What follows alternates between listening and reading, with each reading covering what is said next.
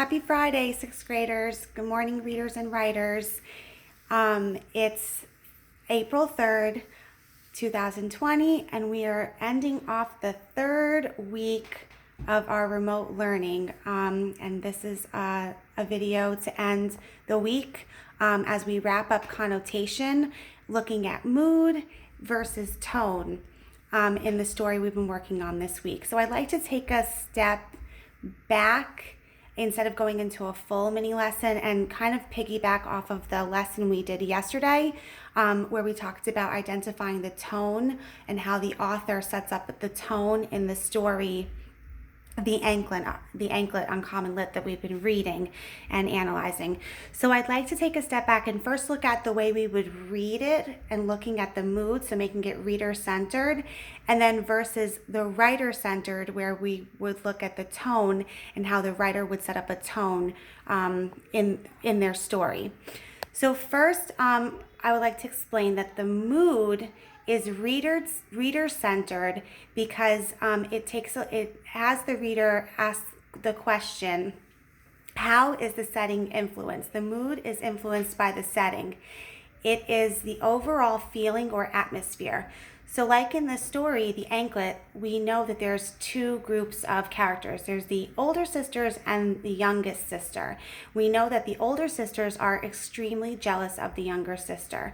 So the author already does a great job of setting up the reader to understand that the mood of the story between these two characters in the setting of the story sets it up so that we already know that they are very jealous of her. So it's already setting up a mood to see the attitudes of the characters and how they influence the mood of the story. So then after we have read the story, when we were reading the story closely, I asked you guys to put together a way to think about positive, negative connotations throughout the story. So we were just picking out words that had either a positive meaning or a negative meaning. So when we go to write about the tone of the story and try to figure out what the writer wants the reader to feel, we ask, what is the tone of the story and how do we figure that out? So if you guys remember before we read this, if you remember yesterday, we read the beginning of the story and we put together a sorting chart of positive connotations, negative connotations, and neutral connotations. So if we look at those and we say to ourselves, we read the rest of the story, and of course, and as I can see in Google Docs and how you've been sharing your work with me, I noticed that your list's gotten a lot longer. So then I asked you to think about, how would connotation help us figure out the tone of the story? So back to what's the tone of the story, let's review. The tone is writer-centered.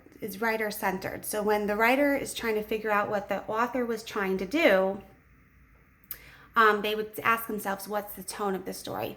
So the tone of the story is usually the attitude a writer takes towards the reader. So what does the writer want the reader to understand about the story? What does the writer want the reader to feel? They want them to feel a negative way or a positive way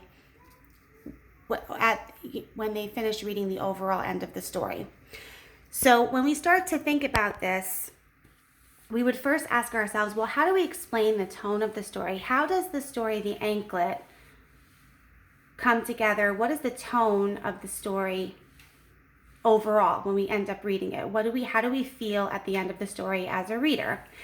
So the way we would ask ourselves the way we would start figuring that out is we would ask ourselves 4 questions. We would do 4 things. First, we would find words that express the feeling, words that express a feeling or a thought. So that's why throughout the week I had you guys come up with lists and sort connotations positively, negatively, or neutrally. I had you make up lists and I asked you to analyze those words and rank them to see where they would go in the chart. So as you can see, I ranked some of the words from the story The Anklet, And we can tell that it would probably have a negative tone, lean towards a negative tone, because there's more in the negative column.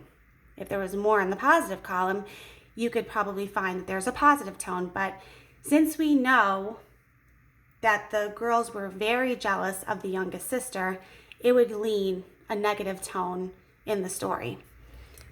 So after finding words that express a feeling or a thought, then a writer who is thinking about tone would then rank the words and find which one was the most. So we agree that would be the negative tone.